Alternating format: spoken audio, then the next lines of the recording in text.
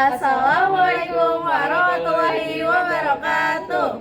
Halo semua, kami dari kelompok 9. Pada hari ini kita akan membahas mengenai pengantar dasar matematika. Sebelumnya izinkan kami perkenalan terlebih dahulu. Saya Sela Sakara Sumarandana. Saya Kasyarini Naira. Saya Awas Manel. Jadi ini video presentasinya. Pengantar dasar matematika oleh kelompok 9. Di sini ada anggota kelompoknya yaitu ada Fawas Farel, Kasyarini Naira, dan juga Sheila Sekar.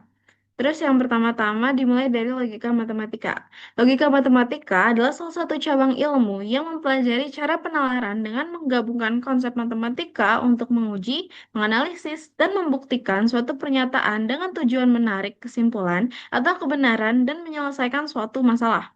Logika matematika terbagi menjadi dua jenis, pernyataan tertutup yang sudah memiliki nilai benar atau salah, dan pernyataan terbuka yang belum dapat dipastikan nilai kebenarannya.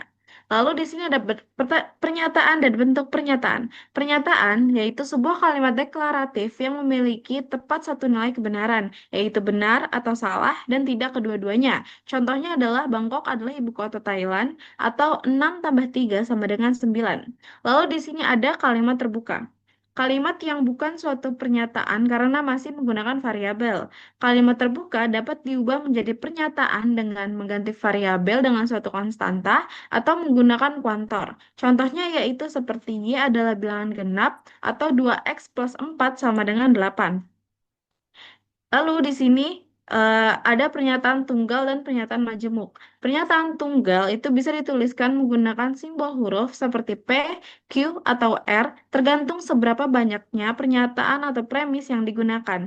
Ini bisa ditentukan dengan jelas apakah ini tuh bernilai benar atau salah, karena pernyataan yang berdiri sendiri dan hanya bisa memuat satu informasi saja. Contohnya dalam matematika. 7 adalah bilangan prima yang bernilai benar, sedangkan contoh dalam kehidupan sehari-hari adalah misalkan UNJ berada di Rawamangun. Baik, selanjutnya di sini ada pernyataan majemuk, eh, sebuah kalimat yang dibangun dan disusun dari gabungan dua atau lebih pernyataan tunggal dengan menggunakan kata penghubung logis seperti dan, atau, jika maka, jika, dan hanya jika.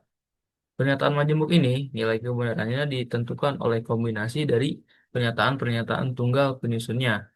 Contoh dalam matematika, segitiga sama sisi adalah segitiga sama panjang dan hanya jika ketiga sisinya sama. Sedangkan untuk contoh sehari-hari, yaitu jika dosen belum datang, maka kelas tidak akan dimulai.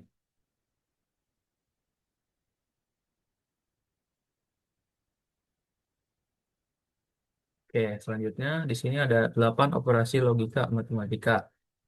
Yang pertama ada negasi atau perangkai uner.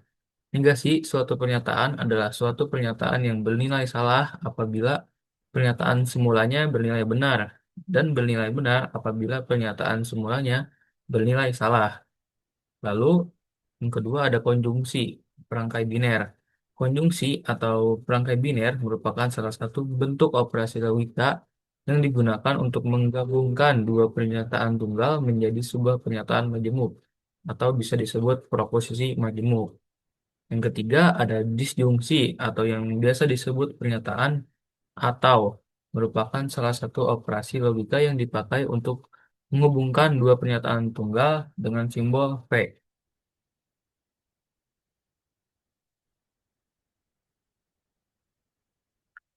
Oke, yang keempat ada implikasi. Implikasi merupakan bentuk pernyataan majemuk yang menyatukan dan menyusun dua pernyataan tunggal dengan kata penghubung. Contohnya jika P maka Q. Selanjutnya yang kelima ada negasi suatu implikasi. Negasi ini akan bernilai benar hanya ketika P-nya bernilai benar tapi Q-nya bernilai salah. Dengan kata lain, kondisi jika P maka Q dianggap tidak benar hanya pada saat pernyataan P terjadi, tetapi konsekuensi si Q-nya tidak terjadi.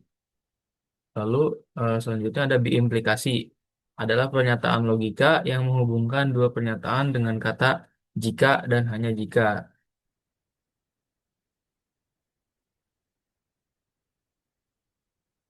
Oke, yang terakhir ada negasi biimplikasi akan bernilai benar jika dan Q memiliki nilai kebenaran yang berbeda. Contohnya satu benar dan satu salah. Lalu di sini ada converse, inverse, dan kontrapositif dari suatu implikasi.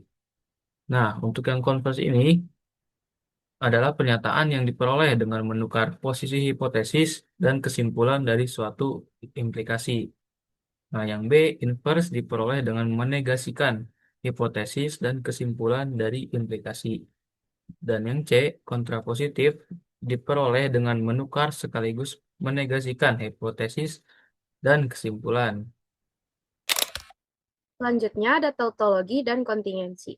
Tautologi dalam logika matematika adalah suatu pernyataan majemuk yang nilainya selalu benar untuk setiap kemungkinan nilai kebenaran dari pernyataan-pernyataan penyusunnya.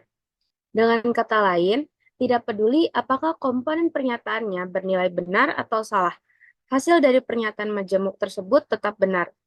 Selanjutnya ada kontingensi. Definisi kontingensi yaitu pernyataan majemuk yang nilai kebenarannya tidak selalu benar atau tautologi dan juga tidak selalu salah atau kontradiksi. Dengan kata lain, pernyataan kontingensi ini bisa bernilai benar pada kondisi tertentu, tetapi bisa juga bernilai salah pada kondisi lainnya, tergantung pada nilai kebenaran dari pernyataan-pernyataan penyusunnya. Selanjutnya ada kontradiksi. Kebalikan dari tautologi yaitu kontradiksi. Kontradiksi adalah pernyataan majemuk yang selalu bernilai salah, tidak peduli bagaimana nilai kebenaran dari pernyataan-pernyataan penyusunnya. Dengan kata lain, hasil akhirnya akan selalu salah untuk setiap kemungkinan.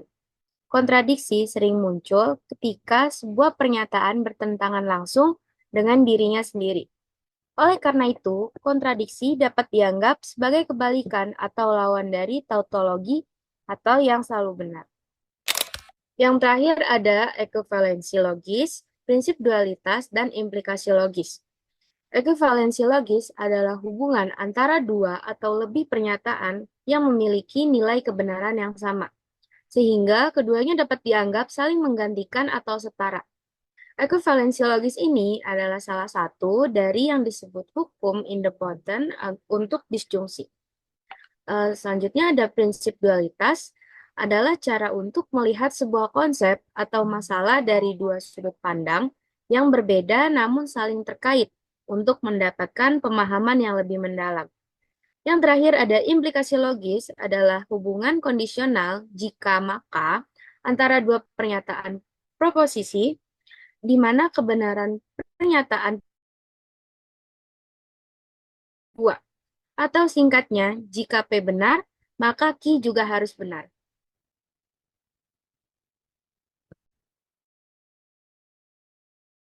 Sekian dan terima kasih.